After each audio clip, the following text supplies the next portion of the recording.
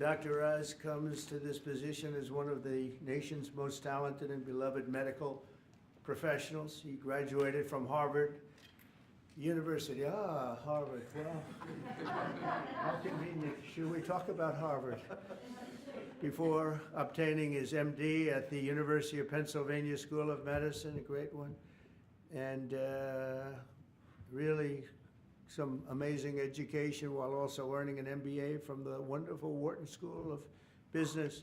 He completed his medical residency at the world-renowned New York Presbyterian Columbia University Medical Center. Dr. Oz then had a sterling medical career in which he became an internationally acclaimed heart and lung surgeon, highly respected. He served as director of the Cardiovascular Institute and Integrative Medicine program at New York Presbyterian, and as a longtime professor at Columbia University's College of Physicians and Surgeons. Boy, oh boy, doctor, I thought he just did a show. I only know the show. You know why I know the show? Because he said, I'm a little overweight, I should lose some weight. I did a show, and that's what I got out of it. That was not good. But I'm looking at all of this other. This is very impressive. Dr. Oz authored more than 400 contributions to academic and scientific publications and holds several patents for technologies that revolutionize cardiovascular surgery. And Dr. Oz later translated his experience into an extraordinarily successful television career, making him one of the most trusted voices on healthcare. And he also got very high ratings, I can tell you that. He did great with the television thing. As CMS Administrator, Dr. Oz will work tirelessly to strengthen and protect Medicare for our nation's seniors and Medicaid for the needy. Just as I promised, there will be no cuts. We're not going to have any cuts. We're going to have only help. Dr. Oz will work to improve the quality of care for decades to come, and he'll ensure that criminals, fraudsters, and illegal aliens are not permitted to rob America's seniors. They are trying, but they're not going to get away with it. He will also work alongside Secretary of Health and Human Services, Robert F. Kennedy, Jr. I've heard of him. He's a pretty famous guy. He's doing a great job, too, to address the crisis of chronic illness and to make America healthy again. So I want to just thank Dr. Oz, and because this is a big commitment he's making. He has a lot of options, and this is a big, big commitment. And I want to congratulate you and your family on really an amazing life, and I think this is going to be by far the most important part of an already incredible life. So thank you very much. God bless you. Congratulations, it's amazing. Congratulations. Wow, what a job, huh? Yeah. Are you ready, Bobby? Sure. Let's do it. You put your hand on the Bible, your left hand, and raise your right hand. And repeat after me. I, Mehmet Oz, do solemnly swear I, Mehmet Oz, do solemnly swear that I will support and defend the Constitution of the United States that I will support and defend the Constitution of the United States against all enemies, foreign and domestic, against all enemies, foreign and domestic, that I will bear true faith and allegiance to the same, that I will bear true faith and allegiance to the same, that I take this obligation freely that I take this obligation freely, without any mental reservation without any mental reservation or purpose of evasion, or purpose of evasion, and that I will well and faithfully and that I will well and faithfully discharge the duties of the office on which I am about to enter. discharge the duties of the office upon I'm about to enter. So help me God. So help me God. God bless you. Congratulations. Thank you, brother.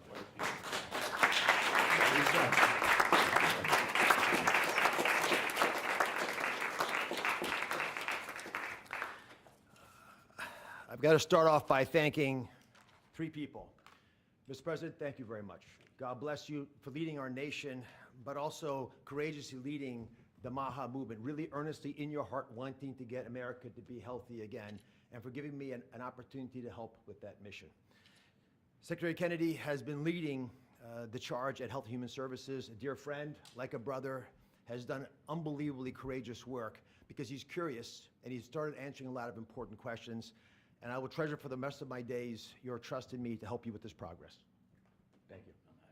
And of course, Lisa, the family, but Lisa in particular, who's had an uncanny ability to identify opportunities, and to always keep a clear North Star to keep our family grounded. God bless you, my beautiful one.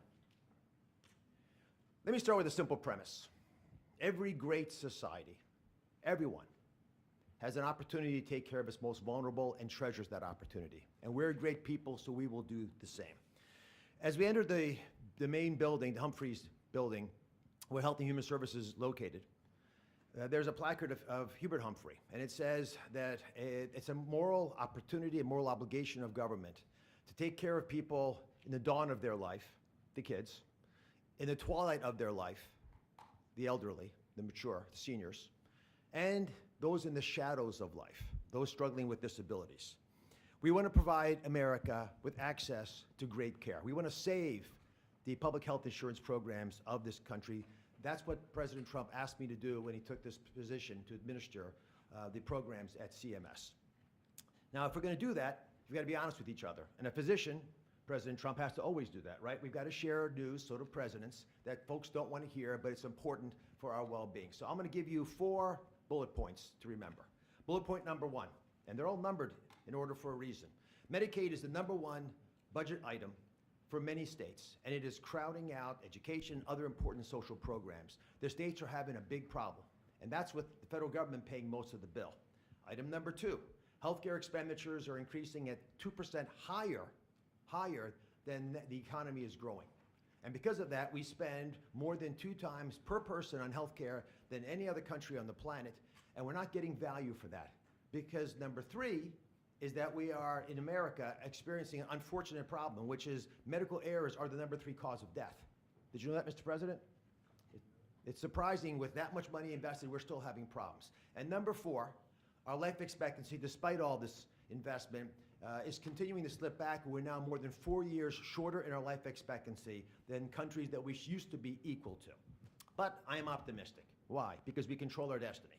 Because at its very core, we have a generational opportunity, a unique ability to save the healthcare system because we control all the big pieces. America is too great for small dreams. So I've got some big ideas that I'd like to share that we've worked through with my staff who are cordoned off over there, and there's a lot of us. We've got almost more than 6,000 people at CMS working on this and 40,000 contractors helping. So we've got a lot of people. What are we going to do? First, we're going to reduce chronic disease. How do you do that? 70% of the healthcare expenditures of this country are driven by chronic disease. And it is your patriotic duty, I'll say it again, the patriotic duty of all Americans to take care of themselves, because it's important for serving in the military, but it's also important because healthy people don't consume healthcare resources. The best way to reduce drug spending is to use less drugs because you don't need them because you're healthy. And it feels a lot better as well. The President and Secretary Kennedy have been pushing the MAHA agenda because it makes it easier for people to do the right thing, especially the mothers of this great land, because they're the ones who really get caught with this responsibility. They're the ones deciding for their kids. They're the ones we want to empower. And curiosity, which is the key word here, truly asking questions you want the answers to, will allow the MAHA movement to thrive. The next big thing we want to focus on is modernizing Medicare and Medicaid.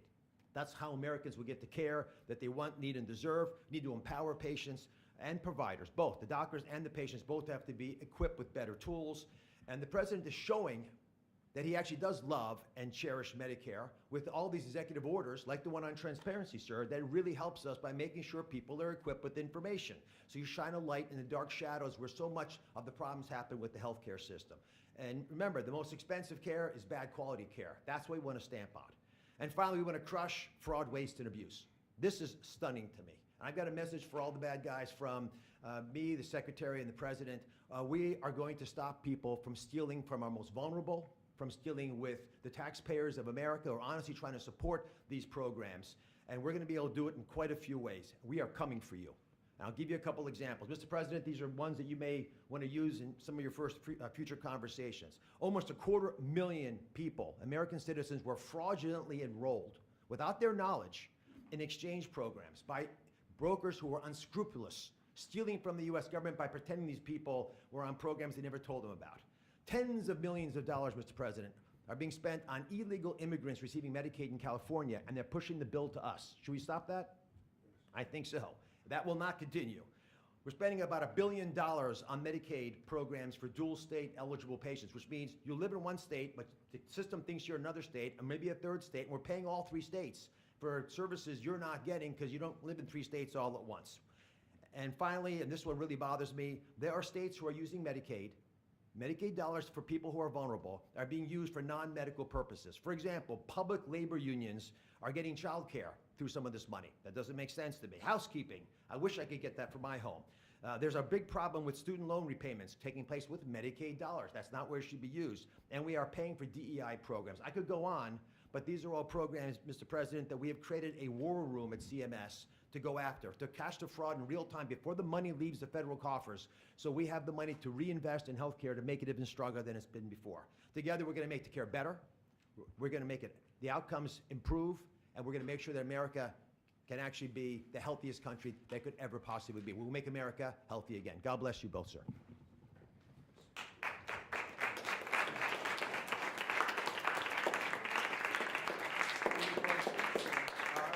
Any questions for us? Okay. Any Sir, questions? Mr. President, Marco Secretary Rubio Rubio. said, Wait, easy. Go ahead. Secretary Rubio said that the U.S. will have to figure out whether a deal can be done between Russia and Ukraine in a matter of days, or you will just move on. Yeah, very short. How many days is that? No specific number of days, but quickly, we want to get it done. We're talking about here, people dying. We're talking about over there, people are dying also, like on average 2,500 young people, soldiers. They're not from America, they're not from anywhere else other than Ukraine and Russia, but we want to save these lives. So it's 2,500 a week are being killed in battle. It's a vicious battle with the best equipment, the best everything, and it is brutal. 2,500 young people a week. Some of them not so young, actually. They're getting older. They're getting older by the month. But 2,500 a week, and we're going to get it stopped ideally. Now, if for some reason one of the two parties makes it very difficult, we're just going to say you're foolish, you're fools, you're horrible people, and we're going to just take a pass. But hopefully we won't have to do that. When And you say Marco's right in saying it. We want to see it end. Think of it. Every day, a lot of people are being killed, as we talk about, as they play games. So we're not gonna take that, and we'll see. I think we have a good chance of solving the problem, however. Yeah. What are you installing, Mr. are you prepared to walk away completely from these efforts and these talks? Well, I don't want to say that, but we want to see it end. We want to see it end, yeah. Is Vladimir Putin stalling, in your view, Mr. President? I hope not. I'm going to let you know about that soon if he is, but I hope not. He's got a big force out there, big force. It's a war that should have never happened. It would have never happened if I was president. That's a war, and it didn't happen for 4 years. That's a war that should have never happened. October 7th, Israel would have never happened. Iran was broke, and now we'll see what happens with Iran. We have a lot of them out there. We have a lot of things that we're working on right now that shouldn't have happened. None of it. Ukraine would have never happened with Russia. October 7th would have never happened, so you wouldn't have had all the problems in the Middle East. The Afghanistan embarrassment, probably the most embarrassing day in the history of our country, would have never happened. Inflation would have never happened. By the way, prices are down. Groceries are down. Eggs, which you hit me so hard, I'll never forget the first week in office, they were screaming at me about eggs. I said, what's going on with eggs? They were doubling and tripling. I said, I just got here. They were up like double, triple, and you couldn't get any. They said, you won't have eggs for Easter. Well, you can have all the eggs you want. I'll tell you, Brooke Rollins, Secretary of Agriculture, did a great job. And the egg prices are down 87%. But nobody talks about that. You can have all the eggs you want. We have too many eggs. In fact, if anything, the prices are getting too low. Mr. President. President. So I just want to let you know, prices are down. Gasoline yesterday in 3 states hit $1.98 a gallon. And it looks like it's at a level that it hasn't seen since my days, my 4 years. So it's about I'd say maybe, I think we're going to be averaging $2.25 very soon. So I just want to let you know, though, because I keep hearing about prices and inflation. Prices are coming down, not going up. Only the fake news says they're going up. The only thing that's even are interest rates. And if we had a Fed chairman that understood what he was doing, interest rates would be coming down too. He should bring them down. Yeah, please. Mr. President, what do you need to see from both sides in order to keep negotiations going? What do you want to see from Russia and Ukraine? I have to see, my whole life has been one big negotiation, and I know when people are playing us, and I know when they're not, and I have to see an enthusiasm to want to end it. And I think I see that enthusiasm. I think I see it from both sides. Do you think Russia's But you're playing gonna know you? soon. Do you think Russia's playing you? No, nobody's playing me. I'm trying to help. You know, this was Biden's war, by the way. By me getting involved, you know, they'll say, oh, it's Trump. This is not Trump's war. This is Biden. This is a war that should have never happened. Okay? Think of it.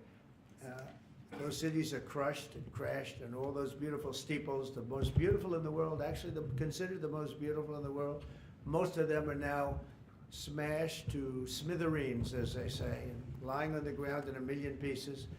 Those towns are crushed, the whole place. It's so horrible. And millions of people are dead, far more than you think. That's one thing you're going to get out of this war. You're going to find out that your estimates are far lower than, it's far worse than people think. Nobody's playing anybody. We are going to see if we can get it done. I think we have a really good chance of getting it done, and it's coming to a head right now. If you And do Iran, decide Iran, do you to think- support would you- Ukraine militarily, Say it. if you do decide to move on or take a pass, Mr. President, would you then continue to support Ukraine Well, militarily? I'm not going to say that because I think we're going to get it done. On Iran, the IRS is having Iran. There's a group of Venezuelan men down in Texas who have been alerted that they are soon going to be deported under the Alien Enemies Act. Have you authorized that operation, I and don't know where are they about going the to group go? you're talking about, but if they're bad people, I would certainly authorize it, yeah. You know, I won an election in a landslide. We won all 7 swing states. We won by millions of votes. We won 2,750 districts to 505 districts. 2,750 to 505. That's why the map, when you look at it, is all red. And one of the biggest reason, I think the biggest single reason, actually, I'd like to say it's because of this, because I think they're going to come up with things that are incredible, but probably the biggest reason was because of the border and because of illegal immigration. And the people of this country want those people out. Because what Biden did, and I don't know if he did it, I'm not even sure he knows what the hell he was doing, but what his people did, representing him, was allow millions and millions of people from jails, from prisons all over the world, people from mental institutions and insane asylums, gang members, drug dealers, pouring into our place. And you know what? Our people voted for me to get them out. They want them out. They want them out. And we've done a hell of a job. And by the way, Ecuador and various places, but El Salvador, we've been helped by a lot of other states where they're helping us, actually. Because you couldn't, look, what this man was thinking when they allowed open borders and people to come in, if you look at Venezuela, their crime is down by 72%. You know why? They took all their criminals off the street. They took all their prisoners from jail. They took murders. 11,088 murderers were released into our country. Bad things are going to happen. Bad things. And we're getting them out. And that's why I was elected. A judge wasn't elected to do that. I was elected to do that. And we're doing it in record fashion. We have the safest border, the most secure border we've ever had. See the Declaration of Independence? You should all read that before you leave. That's the real deal. You should all read it before you leave. Yeah. Mr. President, photos have emerged of Senator Van Hollen sipping what appears to be margaritas with Abrego Garcia down in El Salvador. Do you encourage other Democrats to fly down to El Salvador to meet with this illegal alien who's an accused wife beater? I like this guy. See, now this is the kind of a reporter we like. There aren't enough of them. We got to get some more of them. But no, I appreciate that question. No, look, he's a fake. I know him. I know them all. They're all fake. And they have no interest in that prisoner. That prisoner's record is unbelievably bad. If you would go into the room, you might, if you would, Caroline, maybe go into the room and see if you can find that little slip. I wrote some things down. I don't know why you'd want to keep him, but I just, we got a little biography of him. Did you help set up that Not a meeting? very innocent guy. Did you Yeah, help set up that on the meeting, IRS. sir? Mr. President, on the- in the spirit of Easter Sunday and While we're on Good the Friday. subject, right? Yes, of course. So you're talking about Abrego Garcia, is that the one? Yeah. Is an illegal alien MS-13 gang member and foreign terrorist. This comes out of the State Department and very legitimate sources. I mean, I assume, I'm just giving you what they handed to me, but this was supposed to be certified stuff. In 2019, Garcia was issued a deportation order. 2 separate judges affirmed Garcia was a member of MS-13, which is a gang that may be even worse than Tren de Aragua. It may be worse. They kill people with knives because it's more painful. Very famous for the knifing and killing of 2 young 16-year-old girls walking to school one day, and they sliced them up into little pieces and killed them. That's MS-13. And 2 separate judges affirmed Garcia was a member of MS-13. When Garcia was originally arrested, he was wearing a sweatshirt with rolls of money pouring out, an MS-13 gang symbol that he was driving with 2 other known violent MS-13 gang members, 2 of the most violent members that we know of in the MS-13 gang of thugs. In 2022, Garcia was stopped by the Tennessee Highway Patrol and was found to be transporting 7 people from Texas to Maryland, and he had no driver's license. He was driving violently. In 2020 and 2021, Garcia's wife filed for a protective order from him and said he was violent and abusive and really scary, including allegations that he punched and scratched her on the eye, left her bleeding after throwing her laptop on the floor at her, ripped her shirt, and ripped off her shorts. He then grabbed her arm, leaving very severe marks. Garcia's wife also wrote in court, "At this point, I am afraid to be close to him. I just don't want to be close. I have multiple photos and videos, how violent he can be, and all of the bruises that he's left on me." She just couldn't get anywhere near him.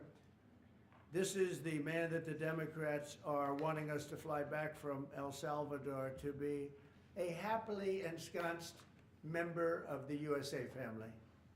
Isn't it a shame? And by the way, I've been hit pretty hard by fake shows, fake news, MSDNC in particular, where they talk about how evil I am, that this man would be thrown out of our country. This man is according to certified statements that we get, is a very violent person.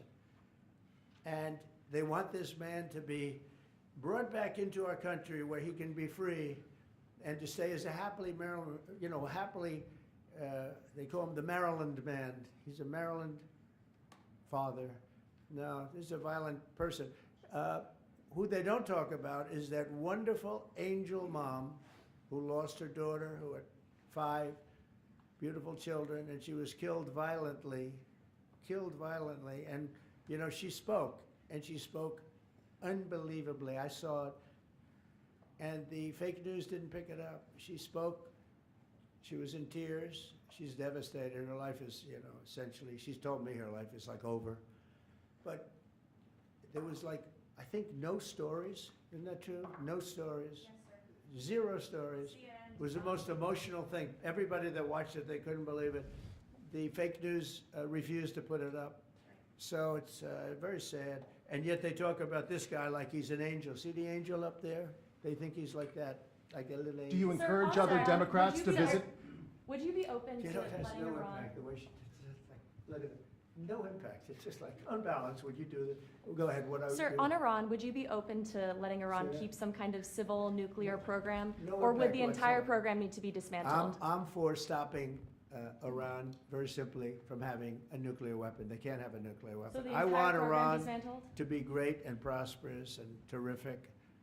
I stopped them once they were broke and they didn't have any money for Hamas. They didn't have any money for Hezbollah. There wouldn't have been an October 7th disaster. They were broke. They had no money, and they weren't spending it to terrorist organizations because they had none. When Biden came in, he took all the sanctions off. China wasn't allowed to buy. I said, if you buy, because they're their biggest customer, I said, you buy 1 barrel of oil, just 1 barrel of oil from Iran, and you can't do business in the United States. And by the way, we have nice conversations going with China just to intercede, It's like really very good. But Have you spoken with Xi? with Iran, they can't have a nuclear weapon, and if they have a nuclear weapon, you'll all be very unhappy. You'll all be very unhappy. Have you 'cause spoken your with life, Xi? your life, Who is leading your those life trade will be in talks? great danger. Yeah. Mr. President. Yeah. Press out, everybody out. Press out.